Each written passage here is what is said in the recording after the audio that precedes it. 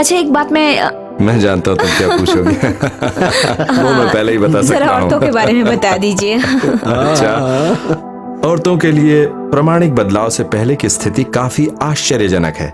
उनकी पहली प्राथमिकता है उनका परिवार, और इसमें ज्यादा चौंकने वाली बात नहीं, क्योंकि हमारे समाज में औरतों की परवरिश ही इस तरह होती है कि एक अच्छी माँ बनना, एक अच्छी बेटी बनना, अपने परिवार को चलाना, बच्चों की देखभाल करना, और दूसरी बात जो हो सकता है आप लोगों को चौंका दे, वो है अपनी आजादी, एक ऐसा एहसास जिसमें वो खुद को स्वतंत्र देखना चाहती है। देखा औरतों के अंदर कितना द्वंद चलता रहता है। साफ दिखता भी है।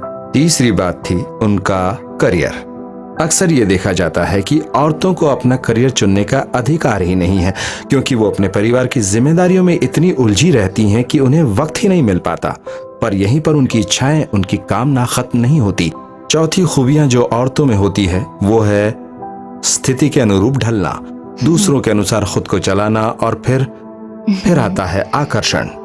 और यहाँ पर सिर्फ सुंदर दिखने की बात नहीं कर रहे हैं, मतलब मेरा पूरा व्यक्तित्व से है कि उनका पूरा व्यक्तित्व कैसा है, वो कैसी मैं है। एक बात कहूँ, एक औरत की जिंदगी में इस बात की बहुत अहमियत है, क्योंकि हमें हमेशा ये बताया जाता है कि औरतें तो हमेशा दूसरों की खुशी के लिए जीती है, चाहे वो कोई भी हो।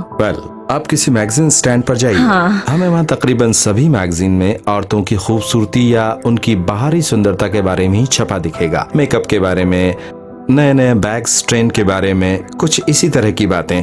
तो ये सारी की सारी बातें थी औरतों की पहली चंद खूबियां प्रामाणिक बदलाव से पहले की। उम्मीद है कि बात की और अच्छी होंगी। अच्छी? ऐसा बदलाव कि तुम सोच भी नहीं सकती। सबसे पहली प्राथमिकता एक औरत के लिए जब उसमें प्रामाणिक बदलाव आए, यहाँ लिखा है कि खुद का विकास।